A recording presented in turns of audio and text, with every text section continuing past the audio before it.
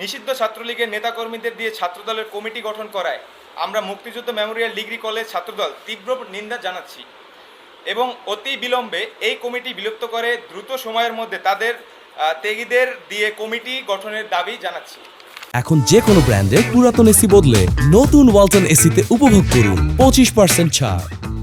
এবং ফ্যাসিস্ট সরকারের বিরুদ্ধে আমরা যে ছাত্র জনতা হিসাবে আন্দোলন করেছি এবং জিয়াউর রহমানের আদর্শে যে ছাত্রদল হিসাবে আমরা যে আন্দোলন করেছি ফ্যাসিস্ট সরকার হিসাবে বিরুদ্ধে, তাতে আমরা সফলতা অর্জন করেছি। কিন্তু তাদের নিষিদ্ধ ছাত্রলীগ পুনর্বাসন করার জন্য একদল কুচক্রী আবারও ছাত্রলীগ থেকে ছাত্রদলে পুনর্বাসন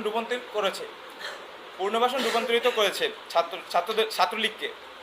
এবং আমি এই ছাত্রলীগের অধীনে রাজনীতি করতে চাই না।